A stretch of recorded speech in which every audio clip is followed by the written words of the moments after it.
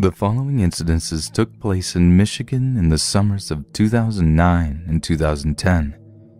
I've dealt with sleep paralysis for years, so much so that my body is now accustomed to the sensations that are a precursor to the terrible experience, and I'm able to wake up fully before it takes hold of me. One thing I've always found to be truly bizarre about it is that I've never experienced it in my life until my ex told me about how it used to happen to her when she was younger. That night it happened to me and hasn't stopped, though it's become rarer and rarer. I had two experiences that leave me at a loss because I've never experienced anything like them, and I'm not sure if they were just really intense episodes of sleep paralysis or if they were out-of-body experiences or something else. I do not know. The first experience I had was in 2009. I was lying in bed watching television and I fell asleep. Suddenly, I felt myself wake up and realize that I hadn't been sleeping long because the show that I had been watching was still on. I could only see half of the television because my blanket was pulled up, partially covering my face, and it was making me sweat and making it difficult to breathe. I reached up to pull the blanket down, and that's when I learned that something wasn't quite right, because no matter how hard I tried, I wasn't able to pull the blanket from my face because my hand would just pass through it. Terrified, I jumped out of bed and was overcome by the strange, dizzy, and numb feeling in my head and throughout my entire body. I thought that maybe I was having a stroke or something, so I ran to my door to get my parents to take me to the hospital.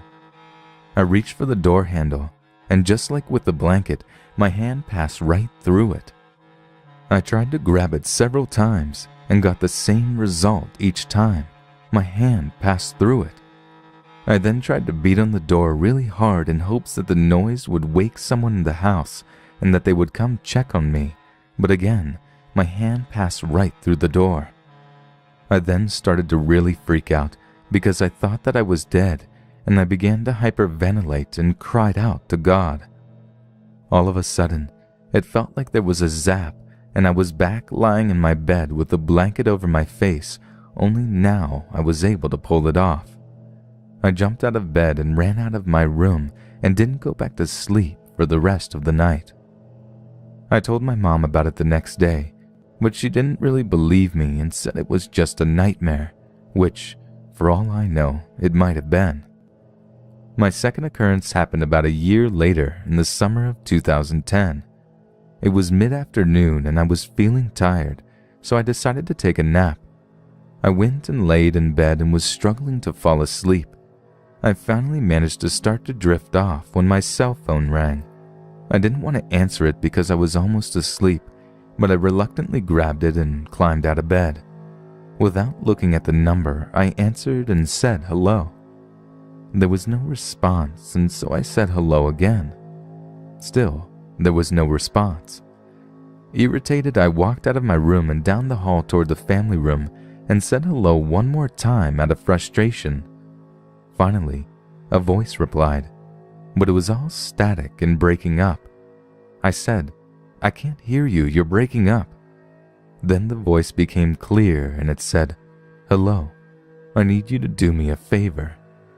I laughed, thinking it was some sort of prank call because I didn't recognize the voice, and I decided to play along. I asked what the favor was, and then the voice completely changed from pleasant to this deep, demonic growl and screamed, "Let me in." I freaked out and threw my phone across the room. It hit the wall and shattered into pieces. My entire house began to shake like there was a massive earthquake, and my vision got really weird. I just closed my eyes and said, "God, please help me."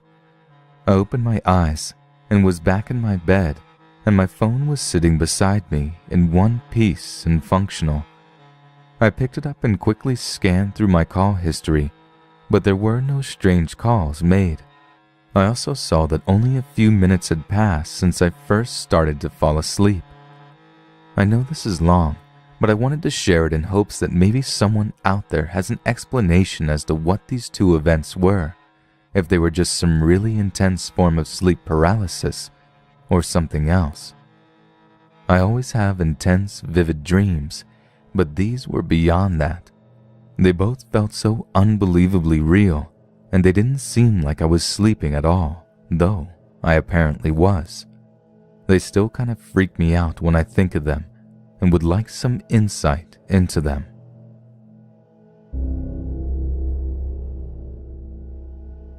I think I've been seeing shadow people for a very long time. I remember my old apartment on Elliott Avenue in Yonkers, New York. I would often see shadows scurrying in my room and other rooms from the corner of my eye. I would often feel like I was being watched, and I always felt it stronger in my own room. However, my first actual contact with these shadows did not happen until we moved to our current location. It was 1998 and I was 16 at the time. That cold December Sunday started as it did every year. We were celebrating the Virgin Mary at our church, and my family was busy getting everything needed packed into the car for the ride to church. As it is every year, the celebration was very tiring and everyone was exhausted when we returned home at 6 p.m. I remember telling my parents, after helping unpack the car, that I was going to go to sleep. It had to be no later than 7:30 p.m. I fell asleep fairly quickly and began having a chasing nightmare. As it is with these nightmares, right before I was caught, I woke up. As I was soothing myself so that I could go back to sleep, I noticed a shadow of a man standing near my closet door at the head of my bed on the right. The shadow was distinctly darker and could easily be seen. Bright red eyes could clearly be seen coming from it. I was startled and frightened as a sense of evil could clearly be felt. As I was looking at him straight on, he walked toward me until he was standing next to me, looking down at me. Seconds later, the shadow raised his hand and plunged it into my chest. He began to pull out a bright silver cord or rope from my chest, and I could feel myself almost floating up as he did this. I remember thinking, "Oh my God, he's trying to take my soul." Immediately, I grabbed the cord as well and began to have a tug of war with the thing. For a while he was winning, and I was very scared. I suddenly remembered that the Hail Mary is supposed to defeat demons and evil, and began to recite it in my head like I had no tomorrow. Within a few seconds of me starting, the shadow stopped and looked down at me with a palpable hatred. I heard it say that I had won this time, but the next time. The shadow did not physically speak, but I heard his voice in my head. After saying this, he opened his hand and the cord zipped into my body like a rubber band that had been stretched. It slammed into me so hard I jumped from my bed. However, the shadow thing was still there, looking down at me. And then I woke up. I did not understand what had happened, and I can't fully explain the experience. I was awake when that attack happened, but I still felt like I had woken up. However, the thing had gone. Needless to say, I was quite scared. At the time, I kept trying to soothe myself, telling myself it was all a dream, and after a few minutes, I fell asleep again. I had a restless night until something extraordinary happened. That night, as I was trying to go to sleep and thinking of my experience, I felt the side of my bed go down, like someone sat down. I didn't open my eyes, but prayed and eventually did fall asleep. Since then, I have been plagued by things trying to open my door and always around the same day. My Decembers are not pleasant. In 2007, I was visiting my cousin in Nicaragua, and we were talking about all the paranormal things that have happened to both of us. She described an attack that happened to her by a shadow person in December of 1998 as well. She had been sleeping with my two other cousins, her sister next to her. This thing with glowing red eyes began to strangle her. My other cousins tried to fight the thing off, and finally all three managed to do so. When they turned on the light, my cousin had handprints around her neck, verifying her experience. After we compared the approximate time of our experiences, we noted that they both happened approximately at the same time.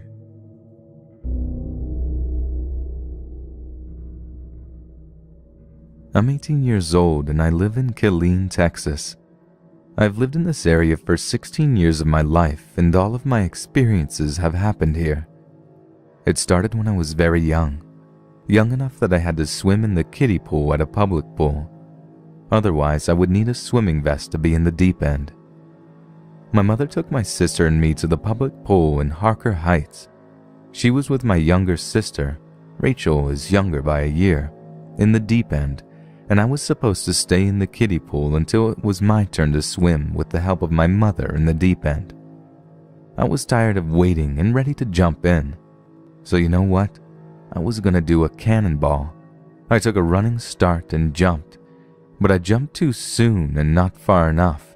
The back of my head slammed into the concrete wall of the pool. I passed out and started to drown.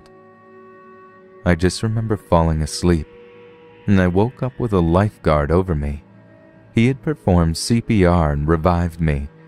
I was carted off to the emergency room in an ambulance, only to be told that I was perfectly fine. A year or two later, I began having violent dreams. I told my mom about them and she and her friends said they might be prophetic. These dreams continued and I started seeing things while I was awake. Once I was talking to my mother and I started to cry because I saw a kind of film or veil-like mist go over her face, and it was the face of a man snarling at me. After this, when I was 9 years old, I was diagnosed with clinical depression and anger. Things have increased more and more as I got older. Lately, they have turned into physical attacks by what I believe to be a demon. Later this year, I woke up when it felt like I couldn't breathe. I felt like something had me pinned down. I couldn't scream or cry for help. I could just barely see this black mass that sat over me. It was really sitting on my chest. I'm usually a woman that can hold her own and defend herself, but when something dark and demonic takes away your ability to fight back, it's probably one of the worst feelings ever. I hate feeling helpless. Then, as the cold air kept strangling me, I actually woke up. I believe it was a false awakening with a demonic attack. I tried doing my own research and a few weeks later my friend texted me saying that she couldn't get back to sleep after the experience she just had. She told me that she was awakened when she heard something step in between her bed and the fan that was next to the bed. She said that she was almost paralyzed by fear but started reciting scripture, and when she did, this darkness spoke to her and said that God wouldn't help her because she was a sinner, because she was damned. She said she couldn't sleep again until about 6 a.m. After this, I opened up to her about what I had experienced. We agreed that we might have been targeted by something dark or demonic. After that, I met this guy named Seth who seemed really nice and sweet. He and I spoke over Facebook a little and then started texting. Something about him caused me to pull away. Several times he told me that he desperately wanted a child. Once he even said, financially and realistically, I'm not ready for a baby, but emotionally, I need one. I'm sorry, what? What man has ever said I need a child? He hadn't even taken me on a date and he's telling me what he expects of me. I started to get this feeling that I should cut off interaction with him. This was further validated when my sister said she heard a bang at our back door. I didn't see anything, but I locked all doors and went to bed. That same night, I had a nightmare that I was in our kitchen and I heard a loud bang. I looked over and saw Seth's face in the window near the back door. He was glaring at me and he burst in with a knife. That's when I woke up, shaking, and immediately blocked his cell phone number and his Facebook page. A few days after this, I got a call from an unrecognized number.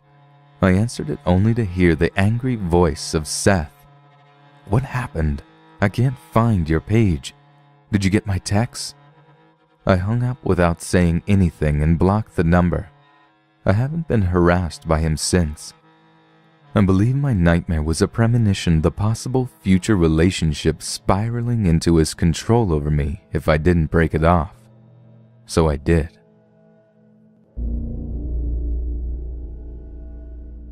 I've had experiences with paranormal activity my whole life. It runs in my family after all. I don't refer to myself as psychic, but someone who is very sensitive or in tune with it. They usually talk to me in dreams, and that's when I see what they look like most of the time. But when I'm awake and they want to talk, well, let's just say that is when things get interesting. The first major experience that happened to me was one summer when I was going into the 7th grade. My older sister and I shared a room, and she was going to start her first year of high school. Sadly, before the school year ended of her 8th grade year, her friend got into a car crash that instantly killed him. Others were in the car with him as well, but were only injured. My sister wasn't the same after that, and neither was our room that we shared. It felt like the air was thicker at times, or the energy was off. As time went on, my sister was getting out of her depression from the loss of her friend, and the room was becoming suffocating. I asked her if she felt or saw anything since then, and she said it was her best friend. He said he came back to protect her from something, her own depression maybe. That is when I started seeing the man in my room.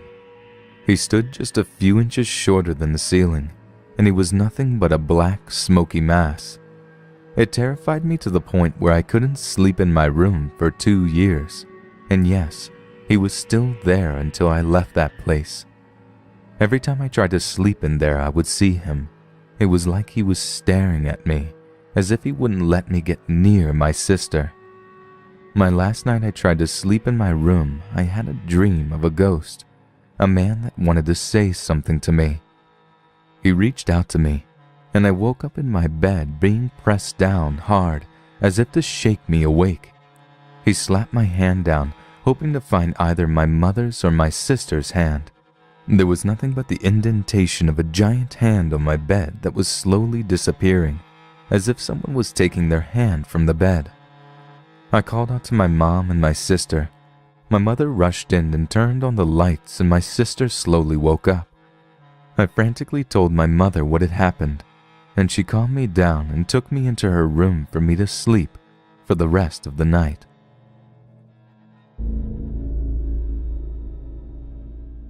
I grew up in a city just north of Birmingham, Alabama called Gardendale.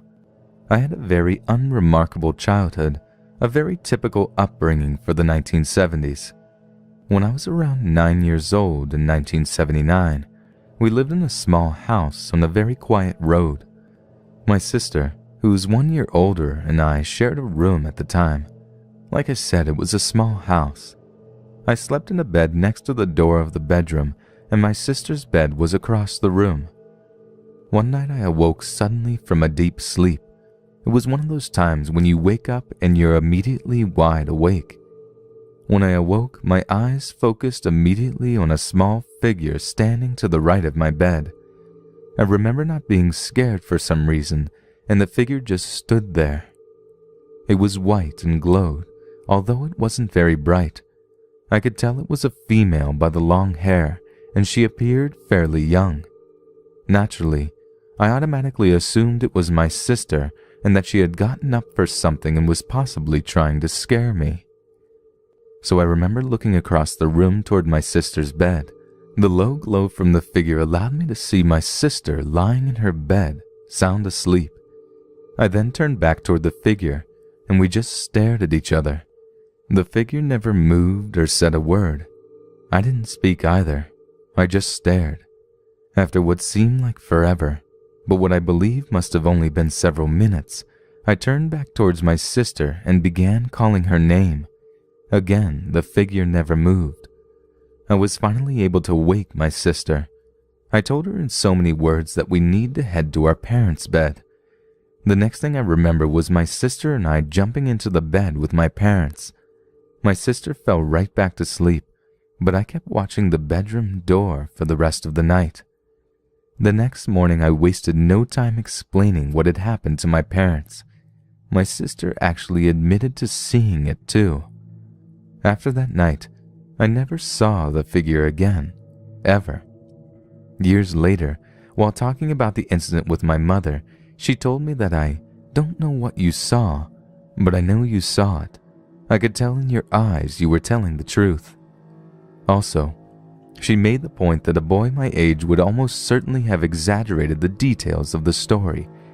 However, I didn't.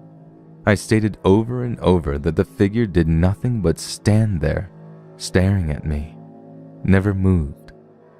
Looking back now, I truly believe it was one of my guardian angels. The fact that I felt no fear whatsoever is proof enough for me that it was not evil. And trust me, at 9 years old, I would have normally been scared speechless. Like I said, I never saw her again, but I believe she was just letting me know she was there. We still own the house and currently rent it out.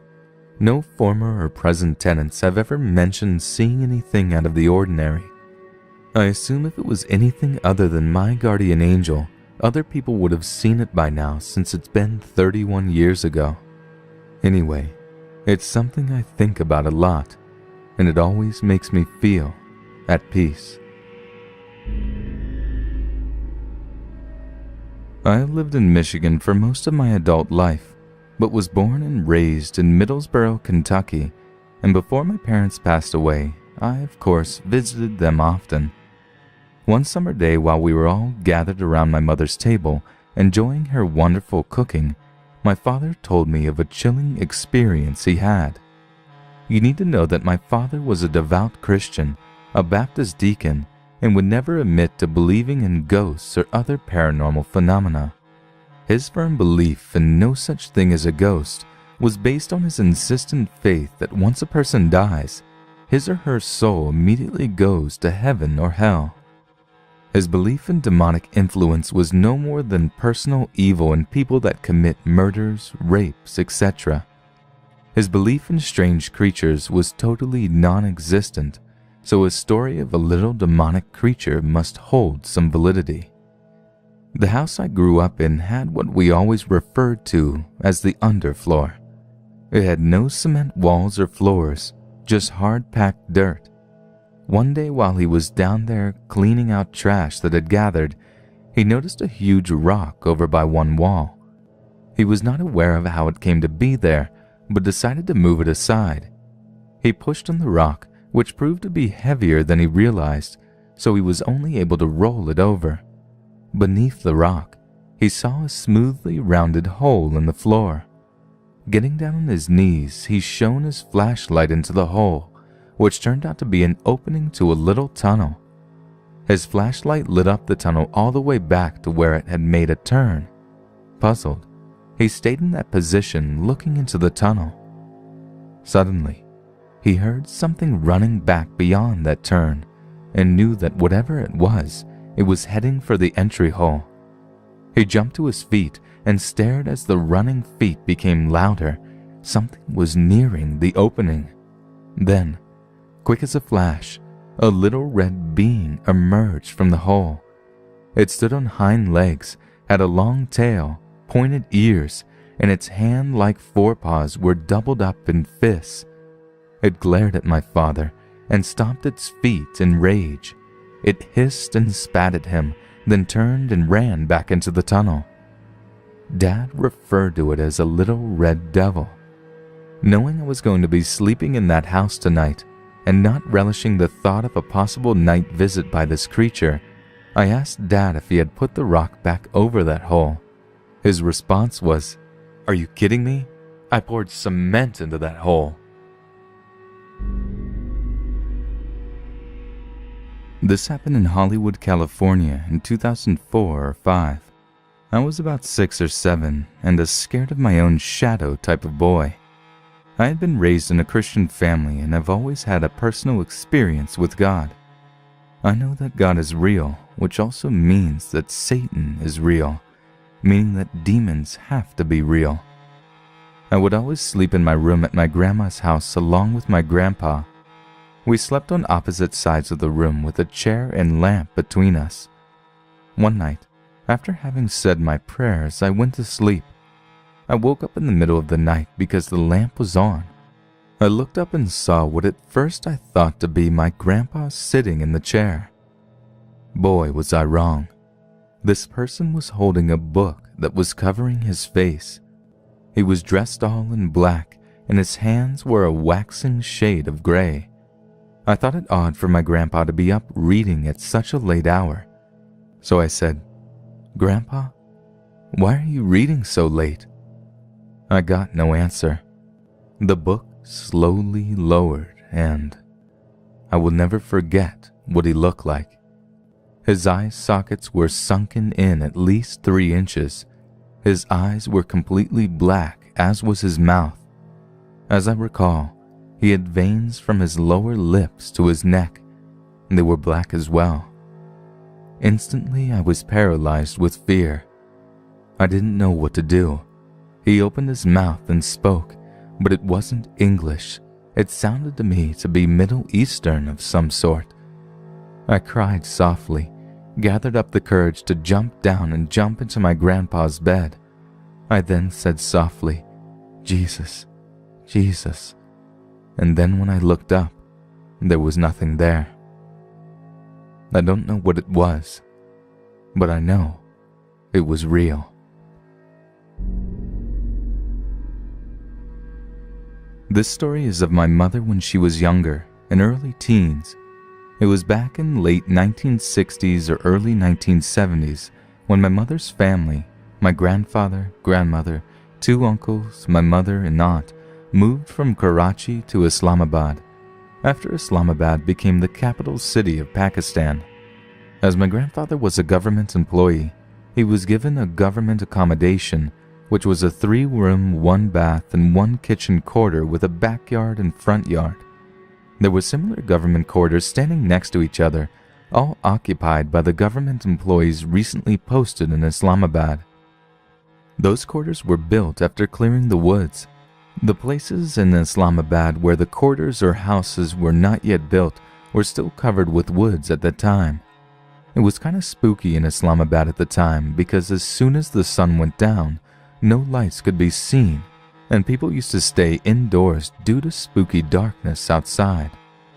When they settled in the house, they started experiencing unexplainable things like sleep paralysis, lights going on and off on their own, weird noises, etc. As my mother and her siblings were scared, they started sleeping in one room. However, this could not stop the things from happening. As my mother told me, they all used to fall asleep as soon as the clock struck 12 midnight, no matter how hard they tried to stay awake. This kept going on for a while until they kinda got used to it. However, one evening the siblings were discussing the things that were happening, and especially talking about the entity that used to come over them and pin them in beds during sleep paralysis. My mother got emotional and bragged that if this thing came again, she was going to hit its head with a shoe. That night, they all went to sleep, all in one room, when sometime during the night, my mother sat up in her bed with her eyes closed and started saying out loudly, "Hit the head with the shoe, hit the head with the shoe." Only her voice was a male voice. When she kept repeating this over and over again, my eldest uncle got out of bed, grabbed his shoe, and hit her head. Poof, she went back to sleep. So, the demon took his revenge. I reside in an apartment building that, from what I was told, used to be an insane asylum long ago. I've been living here for the past 9 years, and have had some very paranormal experiences here over the period of that time. Here are just a few. One night there was a bad storm, resulting in a complete power outage. So there I am in pitch darkness in the entire vicinity, not just in the building. I lit 2 candles encased in glass containers with paintings of Christ on each. One candle was green and the other was red. I think the colors may have been of some significance in witchcraft, but the pictures of Jesus on them is all that mattered to me. The candles illuminated my whole area. They were each placed in large open windows. I put them out before I fell asleep. At approximately 2 a.m., I was awakened by a horrifying demonic presence at the foot of my bed, but it wasn't visible. The best way I can describe its sound is like that of a cow being slaughtered combined with a full-grown roaring lion and grizzly bear. It was absolutely terrifying from the way it sounded. I dreaded to see its appearance. While it roared at me, my chest suddenly started hurting and my body was completely paralyzed, nor could I speak. This lasted about 20 seconds. Then it was gone and everything was back to normal. Then I got up, blessed the place with palm leaves and olive oil in Jesus' mighty name, and disposed of the candles. Everything was peaceful afterward, until recently. One night out of my bathroom, the door was open and is right next to my bedroom, came the devil himself, making a most awful noise. This time I saw a dark figure, but couldn't make it out because this seemed to be taking place in the spiritual realm. I couldn't physically move, but I could spiritually. So in the spirit I quickly made the sign of the cross, and the evil entity suddenly vanished. One night in the spirit, even though the shade was down and I was 3 stories up from ground level, I saw a pair of red eyes peering at me through the window while I was laying in bed. Then I saw a little black imp running upside the wall of the apartment building, attempting to come in through the window. Suddenly, a huge angel appeared with a very large pointed sword and shooed the imp away. My encounter happened May 2007 in Simi Valley, California. As a kid, I had some paranormal experiences, but nothing like what I encountered in those caves I went to. I mean, it literally changed my life. I was 19 at the time. My friends Ryan, Orion, Zach, CJ, and I had heard about the Manson Caves, and one of our friends knew where to go. So we decided to go one day. It was all kinds of sketchy. We had to sneak through someone's backyard to make it up into the hills. As teens, we really didn't care. We just ran through as fast as we could, got through a bunch of bushes, and there we were, in the hills. Our buddy didn't actually know where to go like he said he did. He just knew the caves were up there somewhere, and there was a lot of area to cover. We eventually stumbled on a small hole in the rocks that looked like it led to nowhere, with the words "Hellhole" painted and carved all around it. So everyone wanted me to go in first, saying things like, "It's not that deep and I can see the bottom." They almost got me killed, because if I had dropped in, I would have died. We dropped a small burning branch in there, and it just kept going and going. We wondered how to get in, so we came back the next day with flashlights. On our way to Hellhole, we found another cave with all sorts of graffiti around it, so we went in. It seemed kind of small at first, just a rope that took us down, then a big room with a little entrance to a den. We went down to the den and hung out for a bit when we realized in between 2 rocks we could see another cave. It looked huge. That's when everything started getting weird. Our buddy Zach freaked out that a guy was staring down the crack at us all of a sudden. We all looked but saw nothing, but right when that happened, a very thick fog rolled into the cave we were in. It got so thick so fast, we couldn't see a damn thing, even with flashlights. That's when we heard growling and loud footsteps. We bolted out so fast it was insane. As we stood outside catching our breath and wondering what the hell that was, we heard something in the brush. It was huge and coming right for us, and we were freaking out. Then out popped a group of other kids. They were something like 13, totally random. They were going up to Hellhole and knew there was another entrance other than a hole in the ground, and they had walkie-talkies. It seemed legit, so we went with them. Let me tell you, these caves were not legit. They were damned evil. First we had to army crawl for about 10 minutes through some little hole, and it took us to a big room.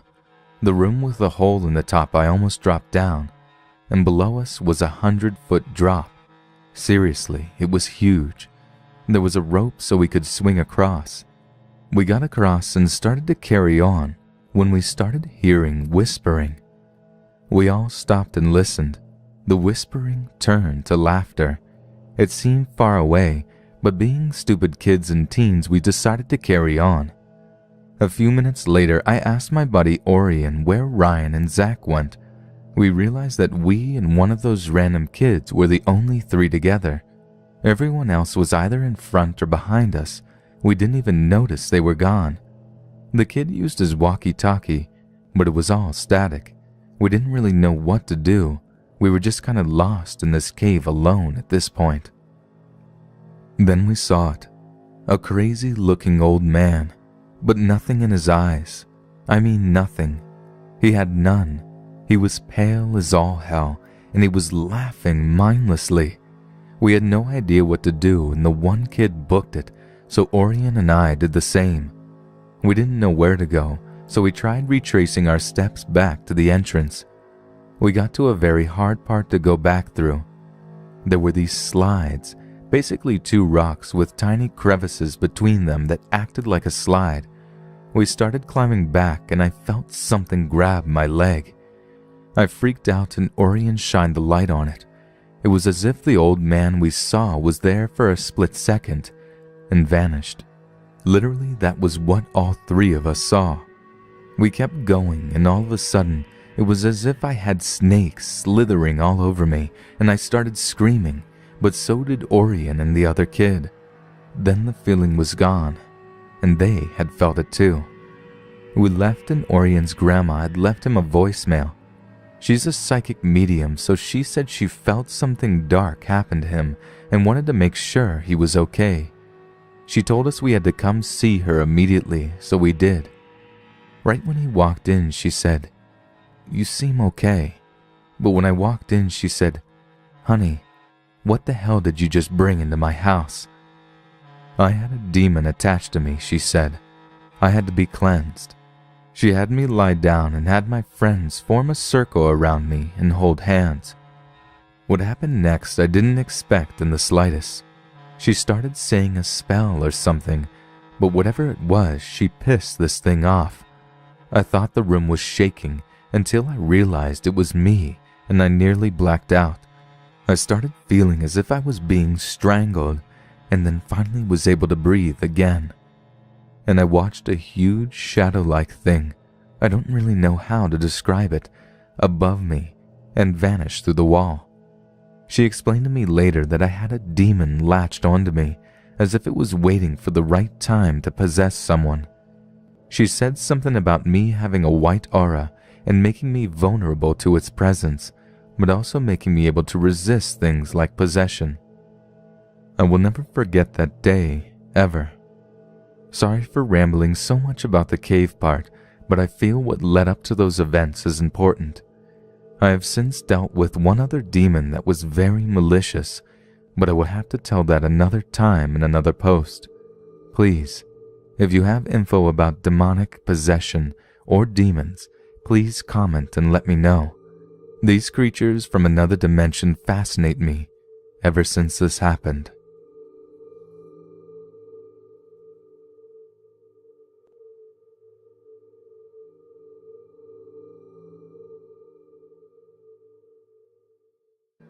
Suddenly, I felt myself wake up and realize that I hadn't been sleeping long because the show that I had been watching was still on. I could only see half of the television because my blanket was pulled up, partially covering my face, and it was making me sweat and making it difficult to breathe. I reached up to pull the blanket down, and that's when I learned that something wasn't quite right, because no matter how hard I tried, I wasn't able to pull the blanket from my face because my hand would just pass through it. Terrified, I jumped out of bed and was overcome by the strange, dizzy, and numb feeling in my head and throughout my entire body. I thought that maybe I was having a stroke or something, so I ran to my door to get my parents to take me to the hospital.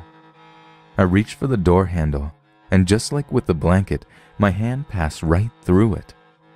I tried to grab it several times and got the same result each time. My hand passed through it. I then tried to beat on the door really hard and grabbed it and climbed out of bed. Without looking at the number, I answered and said hello. There was no response, and so I said hello again. Still, there was no response. Irritated, I walked out of my room and down the hall toward the family room and said hello one more time out of frustration. Finally, a voice replied, but it was all static and breaking up. I said, "I can't hear you, you're breaking up." Then the voice became clear and it said, "Hello, I need you to do me a favor." I laughed, thinking it was some sort of prank call because I didn't recognize the voice, and I decided to play along. I asked what the favor was, and then the voice completely changed from pleasant to this deep, demonic growl and screamed, "Let me in." I freaked out and threw my phone across the room. It hit the wall and shattered into pieces. My entire house began to shake like there was a massive earthquake, and my vision got really weird. I just closed my eyes and said, "God, please help me." I opened my eyes and was back in my bed, and my phone was sitting beside me in one piece and functional. I picked it up and quickly scanned through my call history, but there were no strange calls made. I also saw that only a few minutes had passed since I first started to fall asleep. I know this is long, but I wanted to share it in hopes that maybe someone out there has an explanation as to what these two events were, if they were just some really intense form of sleep paralysis or something else. I always have intense, vivid dreams, but these were beyond that. They both felt so unbelievably real, and they didn't seem like I was sleeping at all, though I apparently was. They still kind of freak me out when I think of them, and would like some insight into them. In hopes that the noise would wake someone in the house and that they would come check on me, but again, my hand passed right through the door. I then started to really freak out because I thought that I was dead, and I began to hyperventilate and cried out to God. All of a sudden, it felt like there was a zap, and I was back lying in my bed with a blanket over my face, only now I was able to pull it off. I jumped out of bed and ran out of my room and didn't go back to sleep for the rest of the night. I told my mom about it the next day, but she didn't really believe me and said it was just a nightmare, which, for all I know, it might have been. My second occurrence happened about a year later in the summer of 2010. It was mid-afternoon and I was feeling tired, so I decided to take a nap. I went and laid in bed and was struggling to fall asleep. I finally managed to start to drift off when my cell phone rang. I didn't want to answer it because I was almost asleep, but I reluctantly. The following incidences took place in Michigan in the summers of 2009 and 2010. I've dealt with sleep paralysis for years, so much so that my body is now accustomed to the sensations that are a precursor to the terrible experience, and I'm able to wake up fully before it takes hold of me. One thing I've always found to be truly bizarre about it is that I've never experienced it in my life until my ex told me about how it used to happen to her when she was younger. That night it happened to me and hasn't stopped, though it's become rarer and rarer. I had two experiences that leave me at a loss because I've never experienced anything like them, and I'm not sure if they were just really intense episodes of sleep paralysis or if they were out-of-body experiences or something else. I do not know. The first experience I had was in 2009.